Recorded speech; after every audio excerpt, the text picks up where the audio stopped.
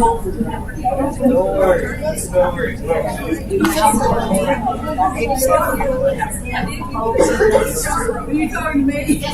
he better be putting that down in there.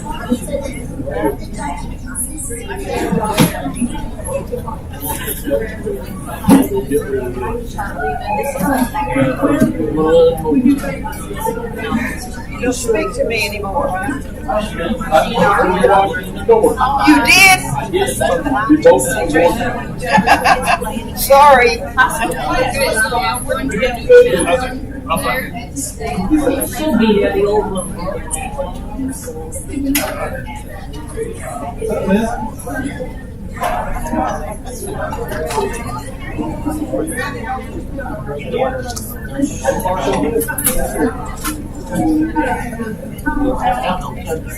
I'm watching that. It's been there.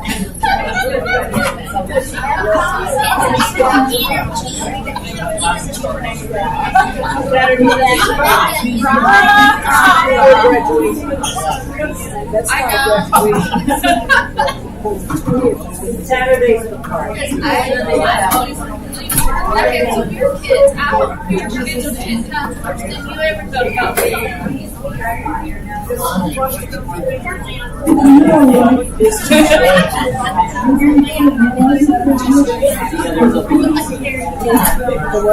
The others will be easier. Hello, Howdy. How do you get there before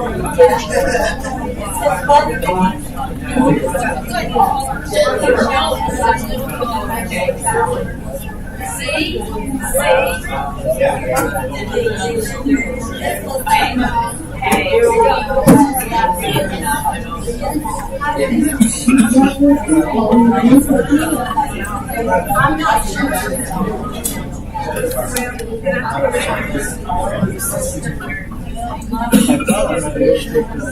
You guys catch it. They have to knock it.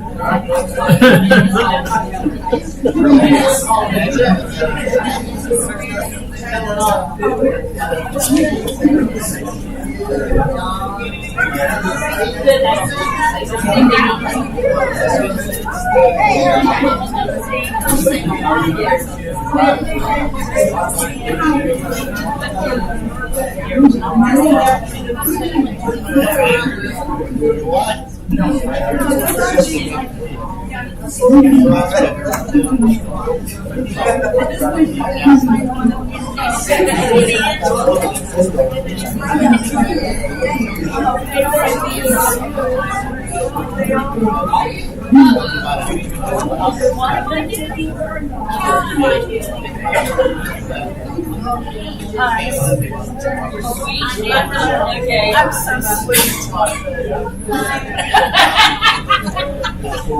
That's why she came along. I know she's gonna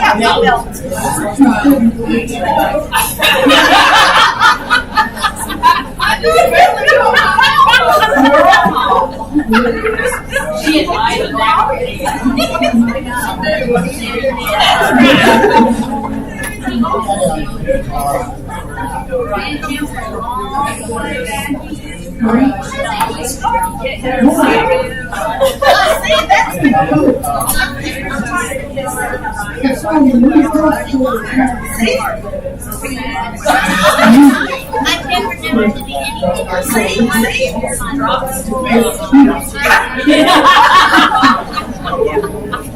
So much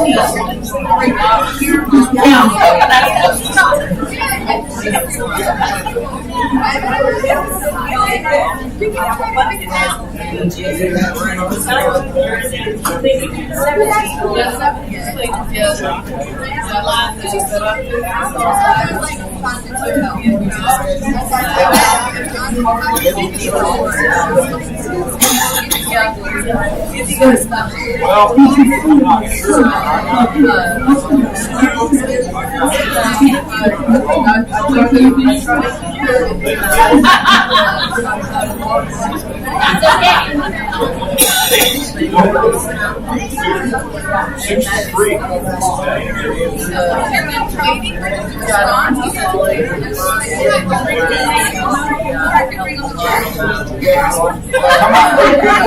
Yeah, you did.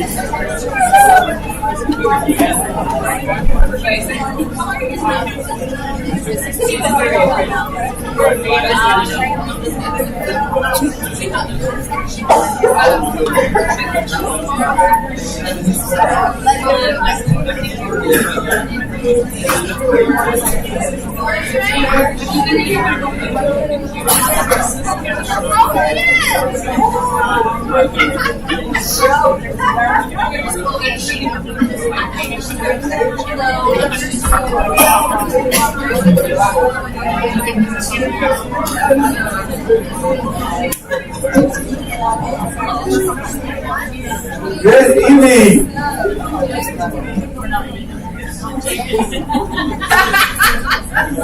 finished yet?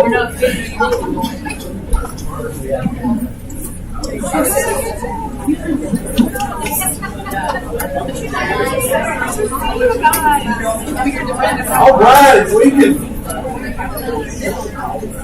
come in and get seated and get comfy. If you need a pad, I saw some pads being thrown around. If you need a pad, there's still some pads left. Do what? I'm glad you're here. I was not here last week. You did not want me here last week. And I heard the teacher was not very good, but I'm appreciative that he did teach my class. I did not hear. I heard we had a great class. I had to call him at the last second because I kept thinking, I'm going to get better. And I did not get better for a while. So, but I'm thankful that we have guys that drop my hat. I can say, hey, please teach my class tonight. Don't teach my class. I was thankful for that. This quarter, we're back to hearts that exhaust for the lost, and we're looking at teamwork evangelism tonight. Remember our scripture for this quarter, Romans chapter 10 and verse 1. You might have to turn there, but we need to say it 3 times. Romans chapter 10 and verse 1. We want our heart's desire to be the same as the apostles as we think about what we do for the Lord and working to get people to come to Christ. Romans chapter 10, verse 1. Brothers, my heart's desire and prayer to God for them is that they may be saved. Brothers, my heart's desire and prayer to God for them is that they may be saved. Brothers, my heart's desire and prayer to God for them is that they may be saved. You remember, it's been a few years now, but hearing about, well, I guess it was back in the 50s. It's been a lot more than a few years, but you ever hearing about a tribe, the Wadani tribe in Ecuador, about way back in the Booties? They were some of the meanest people that ever lived, and they had never really had contact with the outside world. And there were some missionaries that had that heart's desire to want to go give them Jesus Christ. And so they started out dropping food to these people, trying to build a relationship. And this guy by the name of Jim Elliot, he was one of the missionaries that kind of headed it up. They finally, they had wanted to go to this place, and finally they had dropped the supplies. They had done some other things to try to, from afar build a relationship. And finally, it was that time for these missionaries to go in and make contact with this tribe that hardly, I don't know if anybody had ever made contact, but they were people that were big on committing homicides and doing lots of bad stuff to each other. They were just terrible people. But they went in to teach the gospel to these people, and all 5 of those missionaries were killed by these tribes. Do you remember that? What causes someone to want to go to a foreign country where there's really mean people that are known for being mean, and to go in and want to meet people like that? What causes something like that? Amazing faith. Amazing faith. They want to be just like Jesus. It's like these people want to see, there's some people they know of, don't know Jesus, and they want to bring Jesus to these people. That's how we want to have that kind of heart's desire, that we want to just reach as many of the lost as we can. What brought you to this congregation? My mama, Okay, a mama. So a family member brought her. Bob Anderson, and David Abbott. Bob Anderson and David Abbott, not family members. Just relationships. Okay, who? Your wife. All right, a relationship. Jan Parker. All right, from a relationship. Who? Who's that? Kaylee, okay, right there. All right.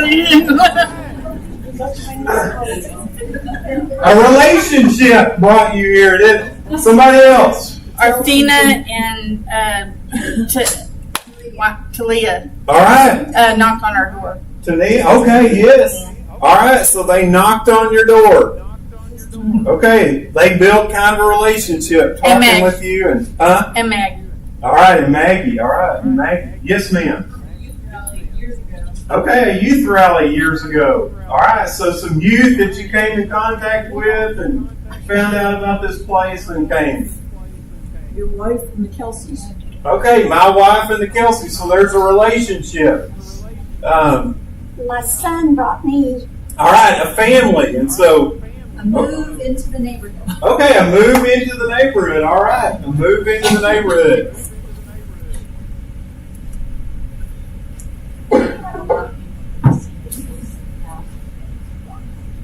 Okay, they built relationships with people around the housing, and they are here now. Anybody else? What was out of all that? What was number one percentage? Relationships, right? We talked about that last time. We didn't have time to finish, and so we're finishing that and going into teamwork evangelism. But those relationships, either relationships or family, number one, why people come in to worship, become Christians. And so that ought to tell us something about who we are and what we ought to be about. And that's what we're looking at tonight. Have you ever tried something new because of a friend and them recommending it?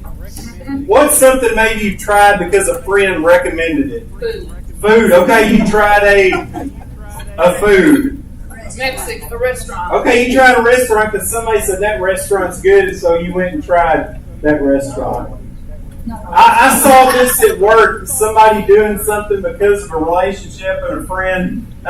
At Noah's state tennis tournament last week, he brought some Vienna sausages. And I told, if you've ever had Vienna sausage, you know how they are. And I told this kid Noah's like, hey, you need to try some of my Vienna sausages to one of his friends. And I told him we had them imported from Vienna. And Noah's like, hey, you need to try them. And so the guy, he took one, he smelled it first, and it smells kind of like dog food. But you know what? Because Noah invited him to try that Vienna sausage, he downed one. He didn't like it, but he tried it. If Noah can do that with Vienna sausages, why can't we do that with the gospel? Just try it. Why can't we do that with the church? Just try it. You might like it. You never know. Give it a sniff. But whatever we can do to bring people to Christ, we need to do it. Yes, I'm ma'am. trying to get my manager of my apartments. She's got 2 little girls, and I'm trying to get her. All right. I've been talking to her, but she has a church. And I Okay. said, well, you can come and visit and just see, Yes. That's great. Visit us. That's great. You're trying. You're trying. You're putting the word out. You're trying. That's what the Lord asks us to do. Think of a name right now. Just think of one name of someone that you have a relationship built with already. That there's it may be just a slight possibility, some kind of a possibility that maybe they would come to a Bible study or they would come to worship. Just think about one name of someone you have a relationship with that maybe could possibly would want to have a Bible study down the road or could possibly come to worship. Just think about that person. That's the person that we need to work on. And I say as a church, that's the person we need to work on. That name right there. Kent R. Hunter says that at least 7 major. Let me skip. Come on. From the book, we got to have something out of this Hearts on Fire book because this is what helped me get my heart on fire. How to win friends and influence people. Perhaps a person is not happy with his present relationships and wants to make new friends so that eventually he can help them discover Jesus. Making friends is an art, and some people are far more gifted at this than others. Arthur K.C. Hinckley lists 4 stages of building relationships. First, taking the initiative, being the first to say hello. Whether it's at your school or at your workplace or at the grocery store, you're the first one that says hello. And then he says, being friendly. Don't give them a growl when you say hello. But be friendly. Smile. Look at them in the face. Making small talk. What's small talk? How's the weather? How's the weather? It starts a conversation, okay? It's not direly important, but it's something that starts a conversation. Remembering the other person's name and using it often. How do you go about remembering someone's name? Continually ask. You do what? Continually ask. Continually ask. Yeah. That's one way. Continually ask. Read your name tag. All right, read your name tag. So when I used to sub, I would make it a point to learn every kid's name for the day. And that was harder some days than others, depending on if I had 70 kids that day or just 20, 25. But one of the ways that helps is I go around the room 2 or 3 times and just give the opportunity, and I connect something. Also, I'm really visual with like spelling. So if I'll say, hey, can you spell your name for me? I won't forget it because then I can visualize what it looks like. So those are just some tricks. But All right, yeah. What I do. Anybody else have a... Associate their name with a TV show you watched. Which she knows who I'm talking about. That's how I remember Okay, all teacher's right. name. Okay, with a TV show. Me personally, I have to say it. When I hear their name, I have to say it 3 times. I have to look at them in the face and say their name. Do you mind if I say it 3 times?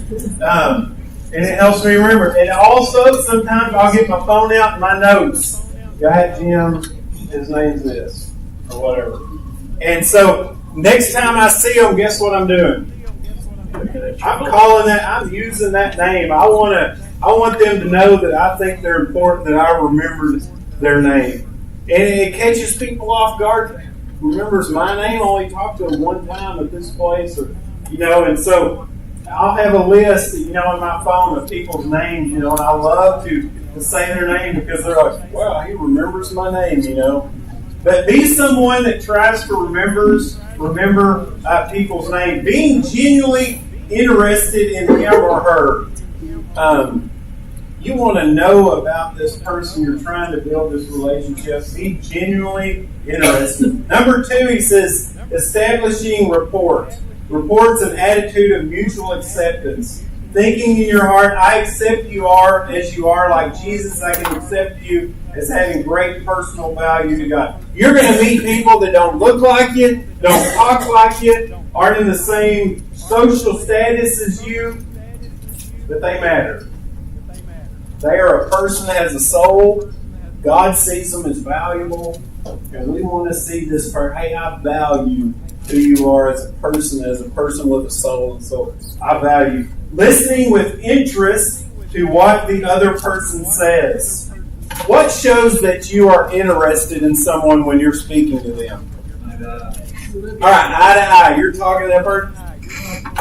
So you like that team more than the other. And repeating things. I like the Thunder. I'm so excited they're winning. You like the Thunder? Man, that's great. I'm glad you like the Thunder. I like the Thunder too. That one guy, he's really good, isn't he?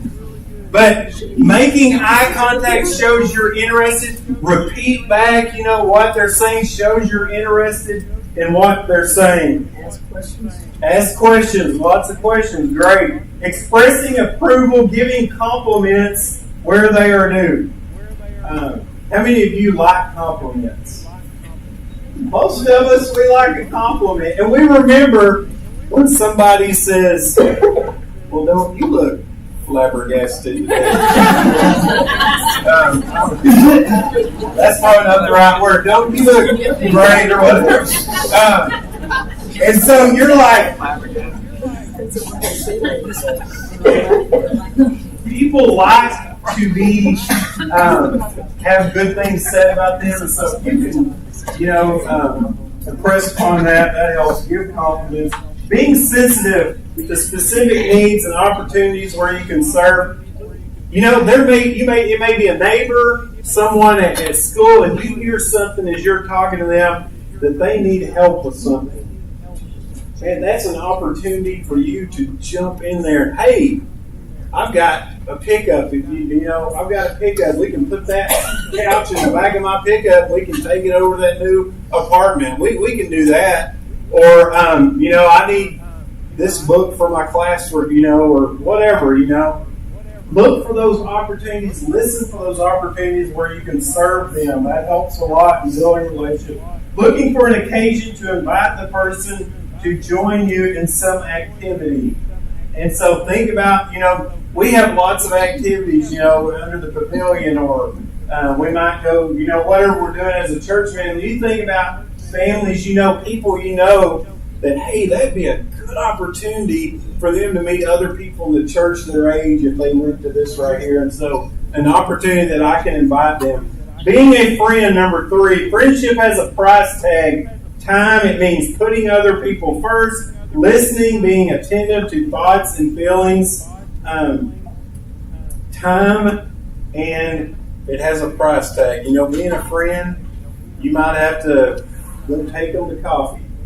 First time I took Bud to coffee, I was like, hey, I'm going to take you some good coffee. And so I don't go to those good coffee places. I'm like, I'm going to take him to good coffee. And we went there, and I was like, what's your favorite coffee? He goes, I don't like coffee. Are you serious? He did not like coffee. They didn't have anything else either that wasn't coffee related. So it was like a wasted trip. No, it was great. We had a good visit anyway. Listening, being attentive to thoughts and feelings, affirming the other person, expressing what you like about him or her. How can you do that? Maybe they have a good attitude. Maybe you've heard that they help older people, or they go out and serve at the community center, or whatever, those are great opportunities. Like, wow, sounds like you really have a heart to serve people. I love that about you. That's encouraging. That helps build relationships. Being transparent, openly expressing your own feelings, letting your friends serve you and do you favors. That's a good one right there. Let them serve you. Accepting your friend as he or she is without trying to reform him or her.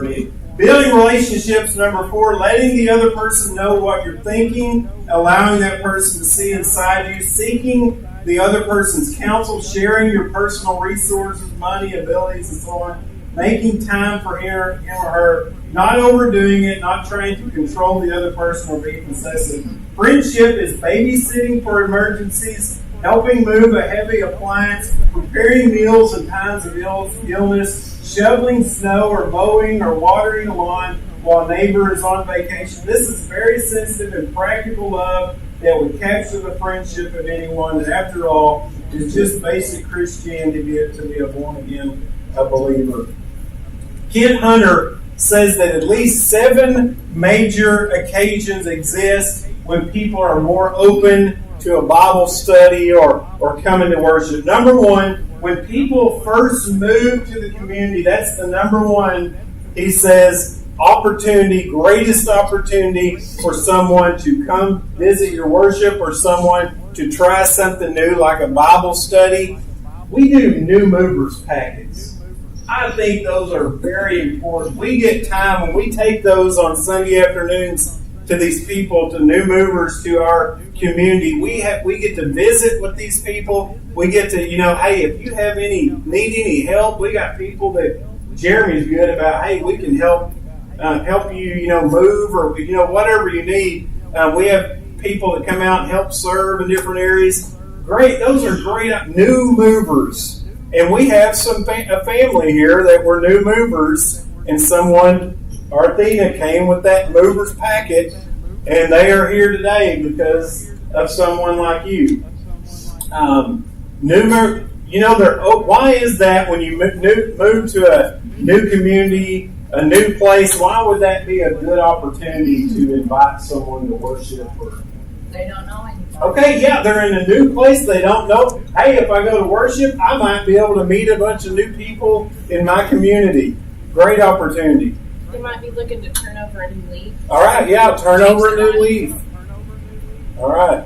It offers stability, whatever, everything's kind of up in the air. That's right. That's right. Amen. Amen. So these are great opportunities. If you can help with new movers, it is a blessing to be able to meet these people and greet them into our town. Secondly, it says when people are changing jobs or careers, whether they change residence or not, they're more open to change. Why is that? Things are already changing. So what's Okay. one more thing? Okay, that's kind of way when I read that, I'm like, I'm thinking that direction too. Where things are already changing. What's one more thing? You know, it's going good so far with this change. Maybe another one will be good as well. Number 3, people who have visited the church are more open than people who have not visited. During our new movers, we also take our visitors that have visited in the last month. We take them a packet as well. Me and Frank went to see one of them that visited a couple weeks ago yesterday. Had a great visit on a guy's porch. He wasn't mad that we came by. I mean, he was super friendly. We had a great visit. He wanted to talk even probably more than we did, but we had a great visit. That's not possible.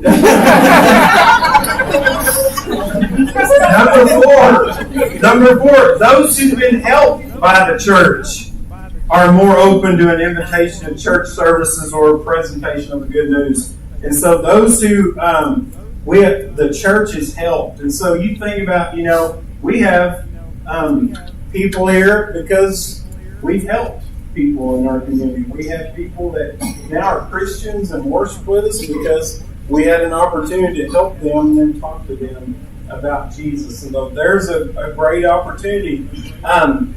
We've tried to set up on Sunday afternoons, try to do things for people from time to time and in our community. And the more we do that, the more opportunity I believe we have to help people in our community see Christ as well. People who are friends, number 5, people who are friends of new members are often more receptive to the church. How could we go about being better at this? People who are friends of new movers are often more receptive to the church. Sure you gonna meet? Okay, yeah, we need to for sure meet the people that are now in the church. And then, hey, you gotta meet people, You have any close friends, maybe not, maybe on the brink right now, maybe looking for a change, or maybe be open to or would come with you to a cornhole tournament we have for the guys, or whatever, So there's an opportunity. Economic difficulties, number 6, tend to create a spiritual openness in people. And so when people somebody shake their hand. Sorry. I was just going to say, like what you mentioned earlier, a lot of the connection is about the genuine care for people. Amen. If you're doing that with a new mover, you're incorporating something in their life. Yeah. That's genuine. Otherwise, it's just kind of superficial and crossing and hi to you. That's right. If you're incorporating yourself into their life, then those people should then start to be in your circle too, giving you access to their friends. That's right. That's right. Amen. Good stuff. And so when people are down and out, and the church can be there to help, that's another opportunity. Lastly, it says basic changes in society or milestones in history are also times that they're open. I love this thought of the church as a team. Now, it's not just me, it's not just the elders, it's not just the deacons. I mean, we're a team, and I think about, in evangelism, working as a team, think how much more we can accomplish if we're all working toward a goal as a team and bringing people to Christ, and just one person out there trying to do it, or 2 people, or whoever's doing it, but everyone working as a team. And so I want us to think about that tonight. Think about winning teams. They won because they were a team. Michael Jordan, he was great, but he had his Scottie Pippen. He had his Dennis Rodman. He had his people, that could help surround him to make him even greater. And that's what we can do as Christians working toward a goal of bringing someone to Christ, if you do this part and you do this part in your team, think about football. Tell me something about a team. Is everybody the same in a team? Football, for instance. Everybody has a different job. All right, everybody has a different job, don't they, on that team? Can everybody throw the football? Those big linemen, are they good quarterbacks usually? No, the quarterback's not usually a good lineman either. They're good at what they do. Quarterback's good at what he does. The hiker, the receiver, the safety, they're all good. They have their own abilities to do it. That's us in the church. We all have our own abilities. When we come together to work toward that goal, we can win people to Christ. Have you ever teamed up with somebody to help bring them maybe to worship, just to worship? You ever teamed up? And how did that work if you did? Or to have a Bible study, teamed up? The time center. There's a lady over there that the ladies befriended her, asked her to worship, and then she started coming to ladies' class. And I have studied with her. We're still studying. So yeah. That's what I'm talking about. That kind of stuff. Just like yesterday, I met a guy I haven't seen him since I first moved here, probably, and I was like, and we got to talking at the gym, and I was like, well, what? And I was just talking to him about worship and stuff, and I said, where do you work? He goes, my kids are doing better than me. I'm not going right now. I was like, where do you work at? He said, OG&E. I was like, do you know Jeremy Pearman? So I texted Jeremy Pearman, hey, there's a guy. Here's his name. I've been talking to him about church. I asked him if you want to have a Bible study. He's thinking about it. And so teamwork. Hey, Jeremy, could you just put a plug in, for the church, an invite or something, So Jeremy's going to try to meet this guy that works for an OG&E. He's a lineman over in Shawnee. So that's the kind of stuff I'm talking about, where it's not just me, but we come from different directions, everybody using their abilities, whatever they are able to do. I think about my wife, Angie. She's a good teammate for me, in ministry and working at getting lost souls. She's a good cook. And so I can invite somebody over for a Bible study, as maybe it's a family. I can invite them over. She cooks good food, and we sit at the table, and she's got a good conversation going on with the woman. I got a good conversation with the man. And then we're in a Bible study, and that's good stuff. That's teamwork. A husband and wife can make a teamwork work for bringing the lost to Christ. Just a few weeks ago, I didn't know Patrick and Sheridan. Amanda brings them to me after, hey, come here, I want you to meet this couple right here. And so it turned into, I got to meet them, got to talk to them. We had a Bible study. They're saved today. That's teamwork. Amanda, Eric team right there. We worked as a team. I'm sure you were part of that team and helped bring. It's like everybody working together for accomplish that goal of someone being saved. That's the stuff dreams are made of. Now, what are some people in the Bible that worked as a team? Who are some people in the Bible worked as a team? Ananias and Sapphira. Paul and Silas.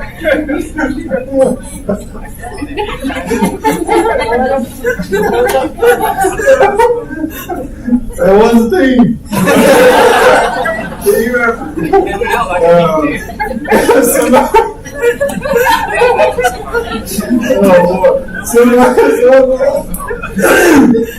Paul and Silas. Who? Share that funny. Yeah. I don't know what he said, but oh boy. He said Ananias and Sapphira. They were a team. That's all I can say about that team. That's right. But you think about in the Bible, there were those teams, they were sent out, together. What's the difference in going out by yourself and going out with someone else? It's less scary. It is! Who said that? Judy. It It is far less scary if you have somebody being scared with you, isn't it?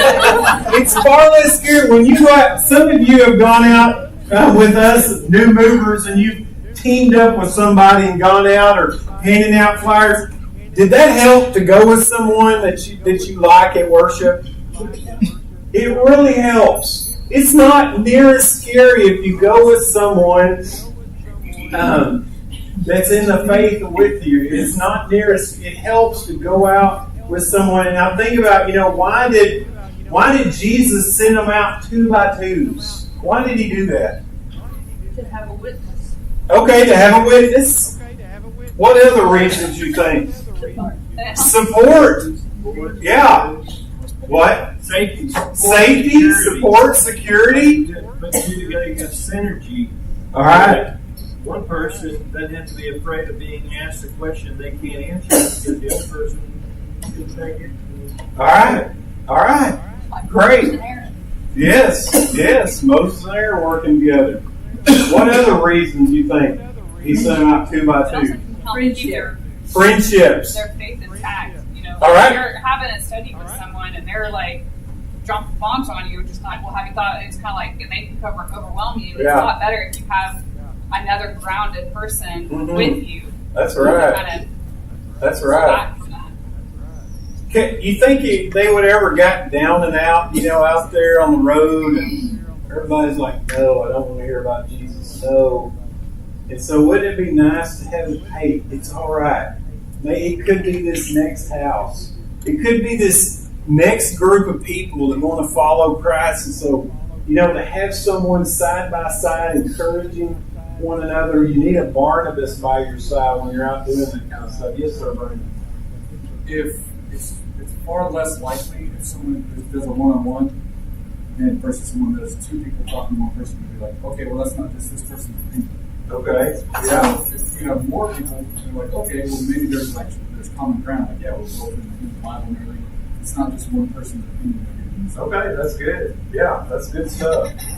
Look at Mark chapter 5 right quick. Mark chapter 5, verse 18 through 20. What time is this class over right now? 15 after? 7 minutes, okay.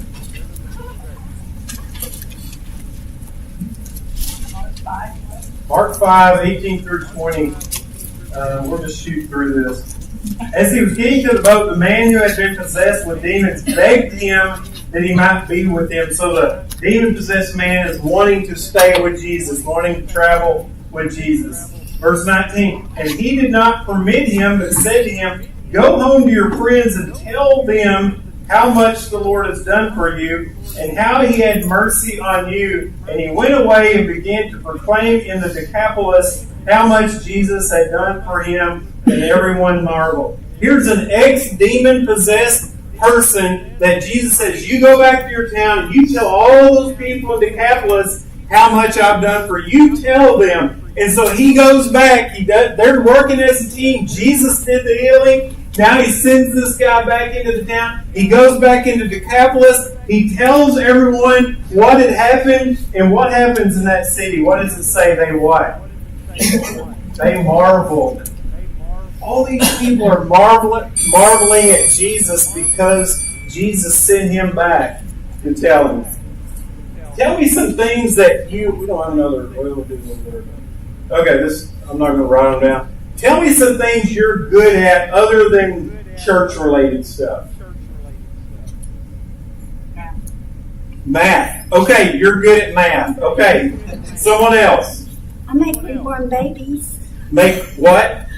Reformed? Reborn babies. Reborn babies. Okay, you make reborn babies. Good at that. I've seen her reborn babies. Fixing. You're good at fixing things. Listening. You're a good listener. Look at all these skills we have in here. Look at all these different ways we can approach bringing someone to Christ. Somebody else. You're a good friend. Okay. You're going to be by their side. You're a good friend. Shoot some more. Writer. You're a good writer. All right. That's great. Good helper. Good helper. Okay, good helper. Okay, think about some of these things. Okay, we got good listeners, good helpers, good fixing things, good math people, good baby people. How could, let me think, who's good at studying the Bible? We got some people good. Okay, Kristen's good at the math part. There's someone that needs help with math. They're not a Christian, but they need help with math. Kristen, how could they work that out together, these two right here? Okay, you could tutor. She could do the tutoring. And then what could happen because of the tutoring? We got someone that likes to study with others right here. What could happen with that? How could you approach, maybe you're nervous right now, studying with somebody, you know someone that loves to study with people, but you're good at tutoring this person. You built this relationship of tutoring. How could you have Jackie come in and help you? Well, not to be too nerdy, but if you look at, okay, this is nerdy, but to me, math actually is really beautiful and shows the logic and beauty of God and how He created the earth and how that doesn't happen by accident. And so you can transfer that into. Okay, you're bringing in God through that. And then you could invite Jackie over to the house to get to meet this person that's learning math from you. And maybe they could have a Bible study together because of that math. See where we're going with this? See how this works? Okay. Keith is good at fixing things. Volunteering.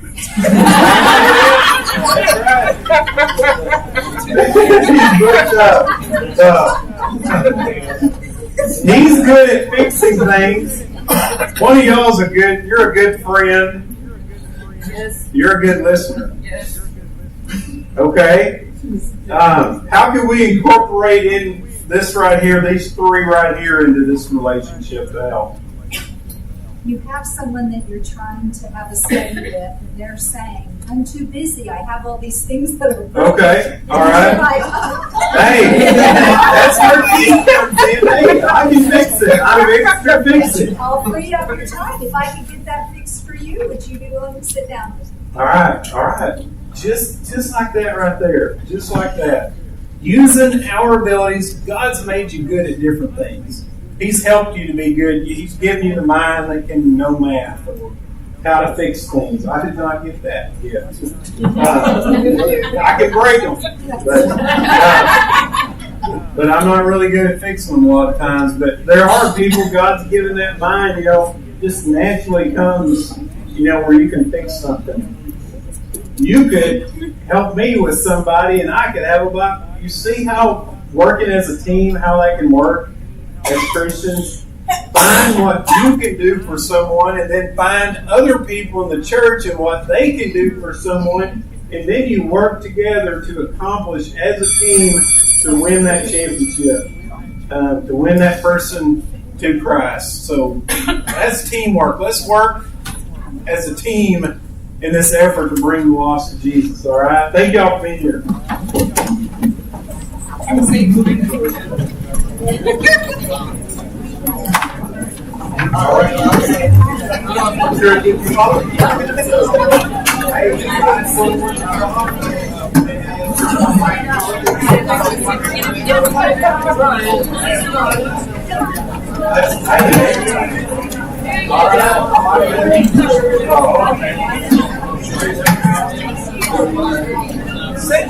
Friday or Saturday? Yeah, whatever. We did like it.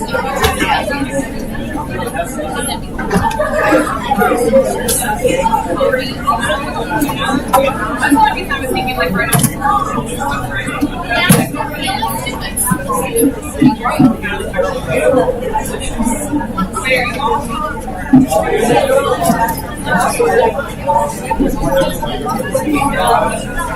I